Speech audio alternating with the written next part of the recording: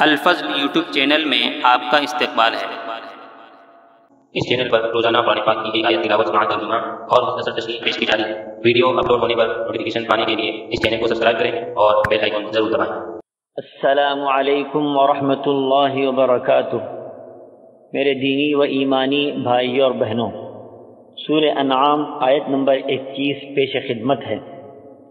اعوذ باللہ من الشیطان الرجیم۔ ومن اظلم ممن افترى على الله كذبا او كذب بآياته انه لا يفلح الظالمون۔ اور اس سے زیادہ بے انصاف کون ہوگا جو اللہ تعالیٰ پر جھوٹ بہتان باندھے یا اللہ کی آیات کو جھوٹا بتلائے؟ ایسے بے انصافوں کو کامیابی نہ ہوگی۔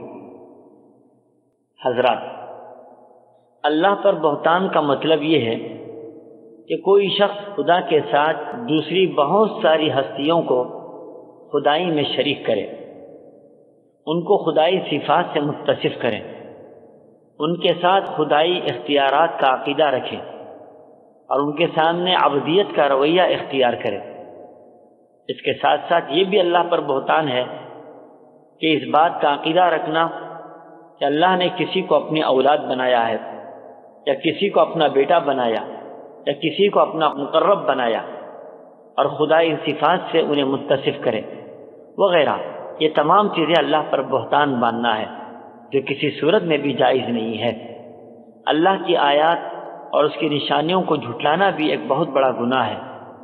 سچے رسول کی تکذیب کرنا یا نبی کی بات کسی کو نبی تسلیم کرنا یا سچے نبی کو ٹھکرا کر نبوت کا دعویٰ کرنا، یہ بھی بہت بڑا ظلم ہے۔ ایسا رویہ اختیار کرنے والے ہرگز فلاح نہیں پا سکتے، بلکہ وہ ہر جگہ ناکام و نامراد ہوں گے۔ اللہ ہم سبوں کو صحیح دین اختیار کرنے کی توفیق عطا فرمائے۔ آمین۔ وآخر دعوانا ان الحمد للہ رب العالمین۔